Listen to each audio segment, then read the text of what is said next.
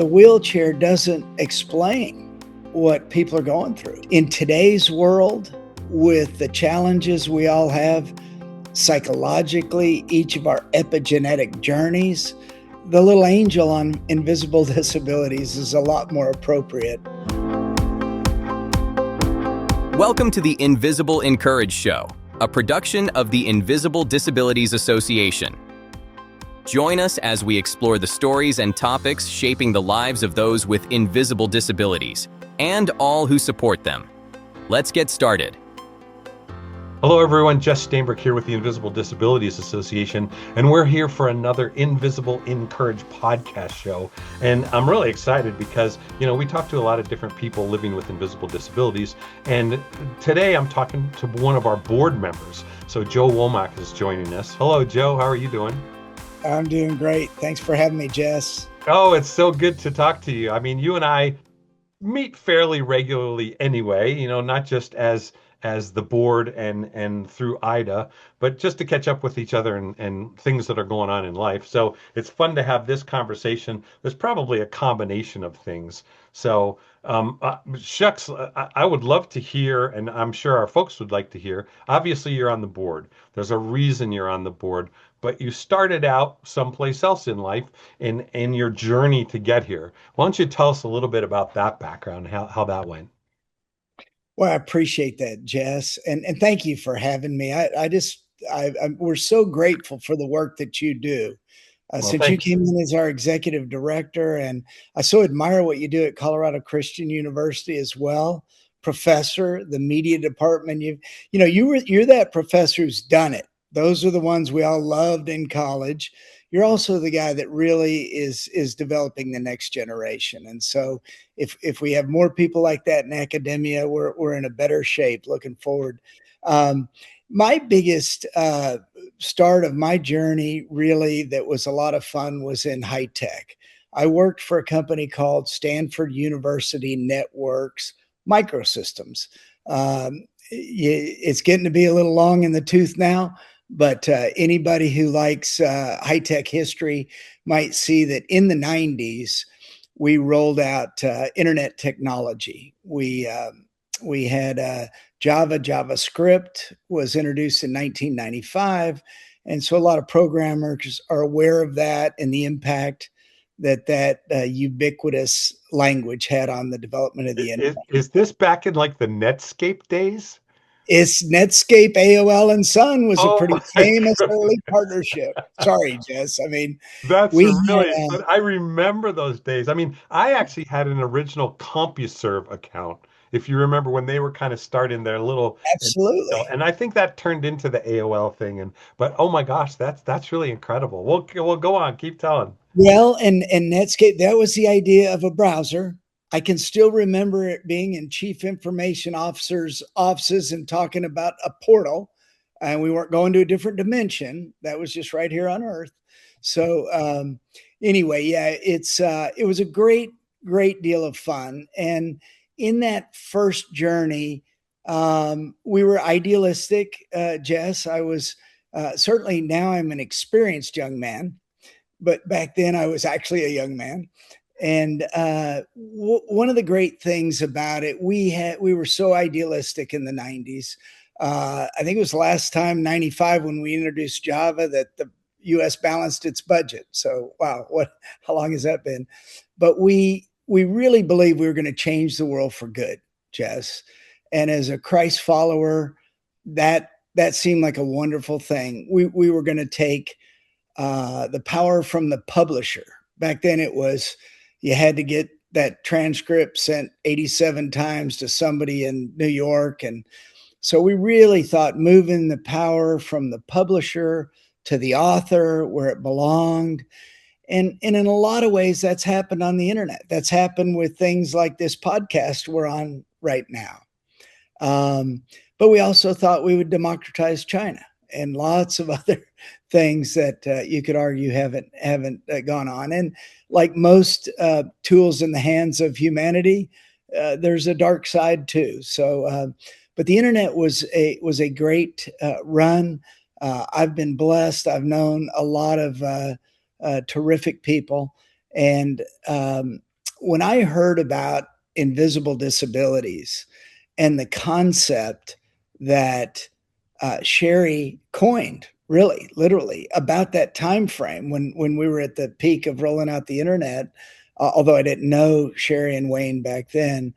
But I just thought that is so great, and this feeling that you and Wayne lead our organization on, that the wheelchair doesn't explain what people are going through. In fact, in today's world, with the challenges we all have psychologically, each of our epigenetic journeys, um, the little angel on invisible disabilities is a lot more appropriate symbol. So we've just really been blessed to come together.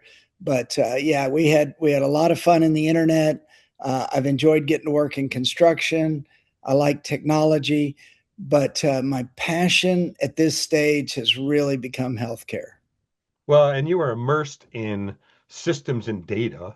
I mean, how do you take that tech background and you've moved into more like integrative health and dental sleep medicine and lots of different things like that? I mean, how do you identify systemic gaps in how we treat invisible disabilities as a result of your background and how you've moved into these things?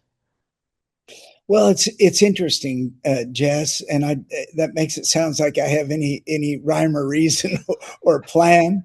As you know, I don't, but thankfully the good Lord has blessed me with a bigger plan.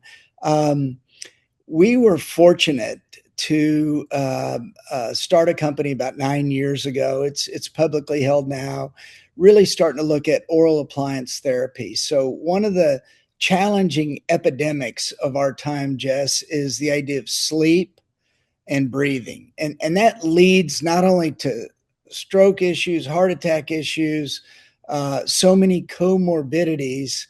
But and we struggle with this with children and adults, just having enough air in the airway and getting sleep. I mean, now you hear scientists talking about um, the glymph system in addition to the limp system, just that our brains actually were created to wash over everything. If we get enough sleep, the restorative, the ultimate healer, it's unbelievable what can be done. But we have to breathe well, we have to sleep well.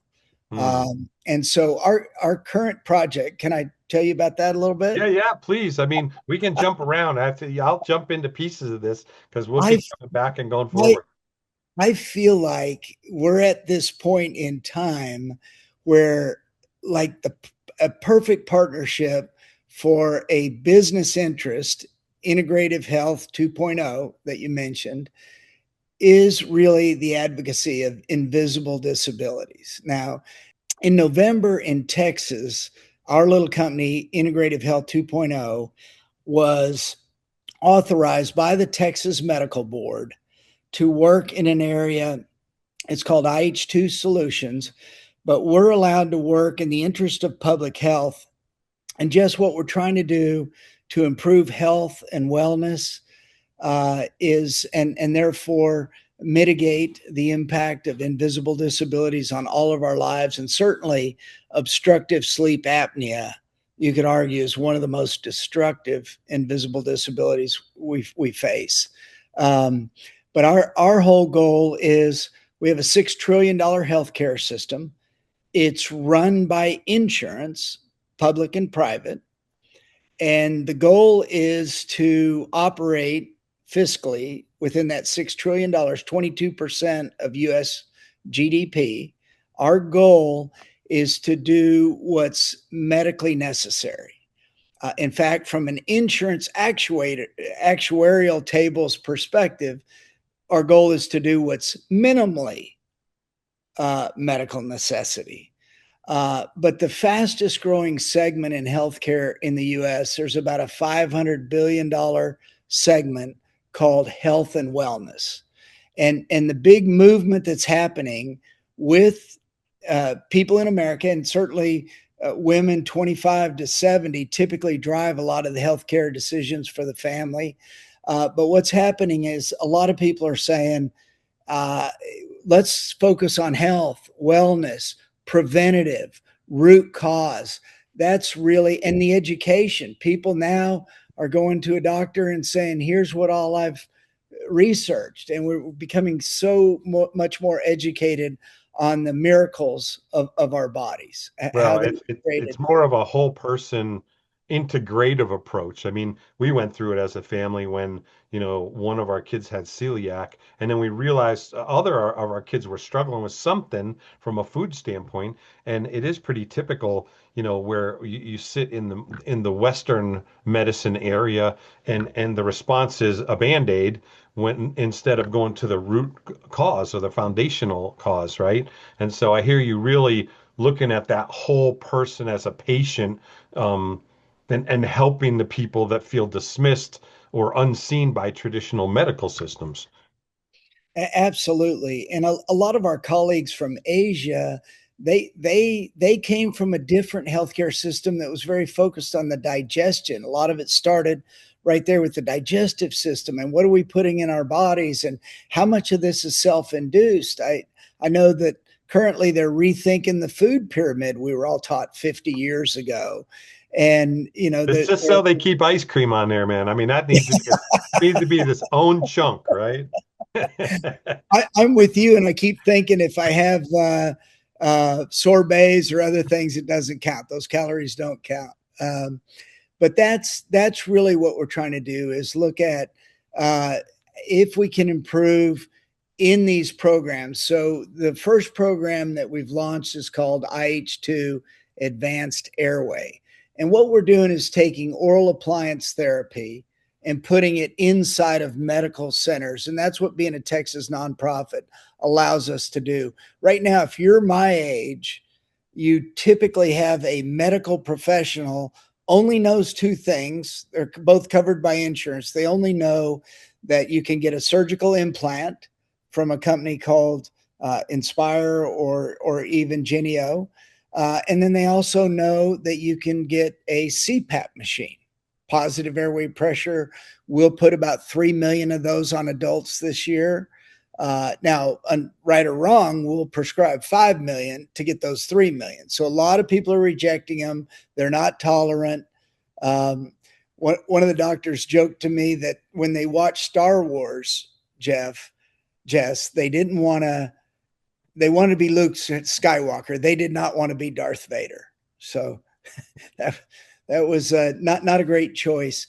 But oral appliance therapy is a great solution that's been proven over the last 10 years in major ways where epigenetically there can be some great improvement with our ability to breathe. We've got some exceptional dentists that do that, but most people in healthcare never offer that solution. So we've now been able to take that dental solution and put it into the medical facility and make that an option and allow the patient to have a clear path. They go to their primary care. The primary care is now involved in all three of the modalities, all three of the pathways. So it's very rewarding. We're getting great results, and we're looking forward to seeing how we can help improve the invisible disabilities, which are something we all struggle with in one form or another. Yeah, for sure. Well, thanks. It's funny as I hear the story, and I've heard it, and I know you pretty well. This really feels like a calling. I mean, Amen. there's a lot of people that would have been in your position would have stayed on that corporate track because it's safe, right? I mean, you and I are both entrepreneurs, and we can't help ourselves. So it means we always step out of our comfort zone, and we launch into something. And I guess my question is really, you know, in that process of what you were doing and really seeking alternative health methods to help people, how does that line up? I mean, with the mission of the Invisible Disabilities Association, and what made you want to come on the board? Well, Jess, one of the things I've loved about uh, the heart of Sherry and Wayne, a lot of people facing what they faced 30 years ago, a lot of us would have been in the fetal position. We would have been over there saying, hey, this is, why did God do this to me? What am I doing? And like so many of the people that are in our scriptures, they said, okay, how do I use this to help others? How do I use the cards I've been dealt and play a hand that is missional, play a hand? And I'm so excited about our 30th year this year. And I'm so excited about getting the updated But You Look Good, and the work that you and Sherry and Wayne and the incredible board members, which I feel so honored and humbled to serve with. But the work we're doing, I think this will be our best year ever by far. So many more people are being aware of this and figuring out how can they help. But it is missional for me, Jess. I believe that we're not ever going to have health if we don't start with our spiritual health. I believe the way we were created is that we're soulful beings, and we're seeing more and more medical professionals. Michael Egnor, 8,000 brain surgeries, just wrote a book called Immortal Mind, right? So many of these medical guys who are classically trained, maybe that it's about science, or, we have some questions whether it's, a non-theist world, an atheist world, or did it really happen out of the primordial muck? And so many people are concluding, as we see the biochemical and electromagnetic amazing properties of the human body, that so much healing can be done if we work in alignment with the way our bodies were created. And so the work that you guys have done to make the awareness, the education, connecting. And I got to tell you, in my corporate life, Jess, I was one of those idiots. I remember having a sales rep in Dallas. I won't mention Scott's last name, but this is 35 or 40 years ago. But I remember as a sales guy, him saying, we've got to rip the carpets out of our house. We've got to rip the paint off of our walls. My wife, and like the idiot that I was, I was saying, oh, come on, man, she needs to give her some books on positive thinking. Like, what is this about? So it really relates to me as I think back to all of my, ignorance, really, about what people are going through. And some of the people going through the most, you can never tell because they have such great, brave faces. Meanwhile, you're seeing me wince over a hangnail. So it's unbelievable, the people that we meet, the things they've overcome, the fact that they want to share and help others. And I just couldn't be more honored to be on this journey. I will tell you that IH2 has become a real calling. I was thinking about invisible disabilities a year ago when my late sister passed away from scleroderma. So I actually have a little brother and a little sister who await me in heaven. And I can't imagine what I was thinking about with her. We had our service a little over a year ago, and I was looking at what's the best way that I can serve. And I don't know, for some reason, Jess, I just always thought about, I think because the word was spoken, I think John 1:1, I always had this impression somehow that God gave Adam mouth-to-mouth resuscitation. And I woke up a little over a year ago, and I had to get the Bible out, and I looked at it, and I went to Genesis 2:7 to find that God actually breathed life into Adam's nostrils. And it's been an incredible year to learn how critical nasal breathing is. It's diaphragm, it's nitrous oxide for the immune system, all these things. So the more we can help people with invisible disabilities, which applies to every human, which is how do we get healthier the way God designed it, not necessarily a pill for every ill, not necessarily a surgery to cut out anything that's out of sorts, not necessarily pull teeth because it's too crowded, instead of saying, is there a way epigenetically to have some expansion, et cetera, et cetera. So yeah, I feel like I couldn't be more blessed than to get to work with Invisible Disabilities Association. And it's great when your faith and your vocation are aligned like they are now. And I think great days ahead for Invisible Disabilities as an organization, and for those who suffer and aren't believed, aren't heard, aren't listened to, and don't have resources or feel isolated. So many people are at home with invisible disabilities and they're isolated. And so I think our work in today's world is more important than ever before, Jess.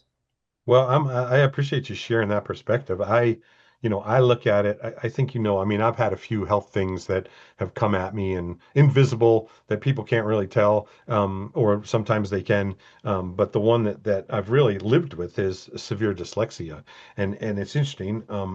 I, I fully believe that if I'm believing in a God that knows exactly who I am, he knows I'm going to have this thing. And that somehow is a gift.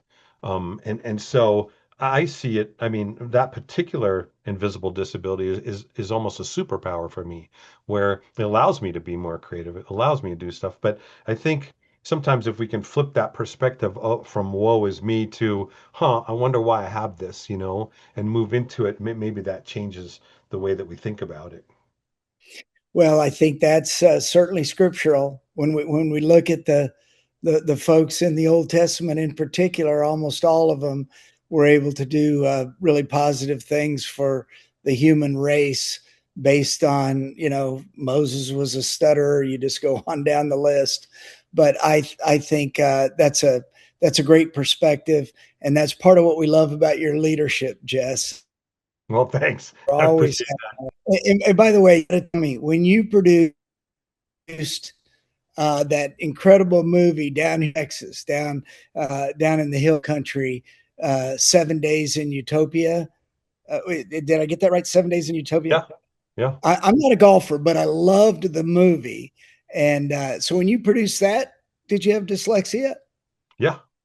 Yeah, no, I've had it my whole life. I mean, it's interesting. People don't really recognize that that's the case, because I can fake all kinds of things. I mean, it doesn't mean I can't write, doesn't mean I don't have ideas, doesn't mean my brain doesn't work. It just works in a different way, and I have trouble reading because the words get mixed up. And I also have trouble with comprehension that's dealing with reading, right? So that's its own interesting challenge. But again, it doesn't affect my creativity. And so, I mean, and there's a lot of people like this. I teach a lot of my students in this manner as well. uh, there's kinesthetic learners. They learn by doing. They learn auditory. It's not a reading and regurgitate kind of a thing. And I mean, for the students that I'm teaching, that's the basis in the way that I teach things in an apprentice style, hands-on, experiential learning, right? Because I that's a way a lot of those creative folks tend to learn. I get a lot of athletes in my classes, and it's interesting because a lot of times athletes will be told, well, you have to be in the communications department because you're stupid, right? You'll never do anything else. And I'm like, whoa, whoa, whoa, wait a second. I said, that perspective is all wrong. I said, actually, you're better at this creative stuff. And let me tell you why. You, as a person, are used to training on a regular basis to think on the fly for whatever's going to happen in the context of your sport. You know exactly what you're going to do when XYZ happens. And I said, you actually apply that same stuff to the creativity in the context of what we do. And that makes you better at this. And you could see all the athletes like sit up like, hey, wow, maybe I'm not so bad. You're not, man. Again, you've been made a certain way, and you've got a calling in your life. Let's find that and figure it out, right? So that's part of the adventure that we're on here, of serving people that live with invisible disabilities. And that actually kind of leads us into what I would call like the advocacy component of what we're talking about. Our 2026 theme is I am invisible no more. And you've heard us say that a lot of times where, we have invisible disabilities. We're not trying to be invisible. So I guess my question is, from a leadership perspective, how do we scale the message so it reaches the people who are still struggling in science, or in silence, living with invisible disabilities? I think one of the things that we've talked about a lot. It's been great since George joined the board. Uh, But I think one of the things that I know on my dance card as I leave for the American Sleeping and Breathing Academy this weekend is that a lot of our messaging, I think we've got to do a better job in corporate America. There's a lot of businesses that would be better served, like what you were just talking about, overcoming and working through dyslexia. I'm sure that that makes you a lot better leader, more sympathetic as a professor, right? You're aware that you didn't have a perfect track. No one does. Everybody's got challenges. But I think the more we can work with people that are in positions of leadership that recognize that taking that approach, it's not just the athletes that will set up, it's the employees that will set up when they're treated with, we all have stuff. How do we perform better? How do we be more aware? How do we be more empathetic? And I think that's the encouraging piece of what we do. The Barnabas in all of us. That's what we need to highlight. That's what we need to embrace more. And I think that comes from the leadership of Wayne and Sherry have always been great encouragers, very empathetic. And I think that's my goal, to get better at that. And I'm always motivated. Anytime I talk to you, Jess, over the years, I always feel like, golly, I need to be my better self. Well, and I should say, this could be the advertisement section of our conversation. If you're in a corporation or a nonprofit or a company that you feel needs a speaker or something like that, give us a call. I mean, contact us through the invisibledisabilities.org website. We do have a speakers bureau, and we regularly are out there, and we've got a really good, what I would call the foundational talk that we call it the 7 realities of making the invisible visible. And it really is this conversation of how to serve people within a context. I mean, HR is up against a bunch of different things, and there's a lot of people with invisible disabilities don't want to say anything out loud because they feel like they'll be discriminated. But we've been able to help corporations create employee resource groups and different places where it is a safe space to talk about that. So everything that you said about us, having the ability to inform more people about the structure and what's going on can be helpful in dealing with all those situations. And we've done it really well through our legislation. I mean, the combination of the disability ID symbol that's available for driver's licenses, and then also the first responder and law enforcement disability training. So they know when they have a situation what to do and maybe how to de-escalate some of the situations. So that's been interesting. Well, I think Jess, the corporate idea, the getting out with companies, there's nothing better from a productivity. This isn't just a, hey, I can give back to my employees by really embracing invisible disabilities, raising the awareness. It happens to be in a polarized world, very unifying. And I think the more we can take a notion like invisible disabilities, educating, connecting, empathizing, and helping people, the more we'll build better leaders, and the more we'll build better companies, and the better off we'll be in this country and around the world.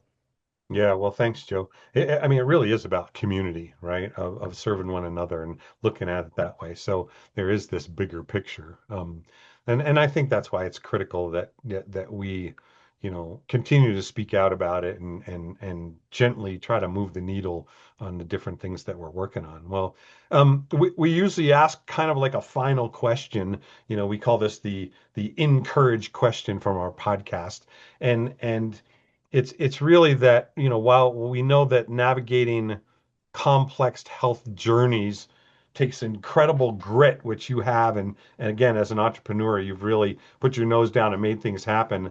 But on the days when it feels like an uphill battle or the obstacles seem to keep coming at you, what gives you the courage to make it through the day and keep fighting for community?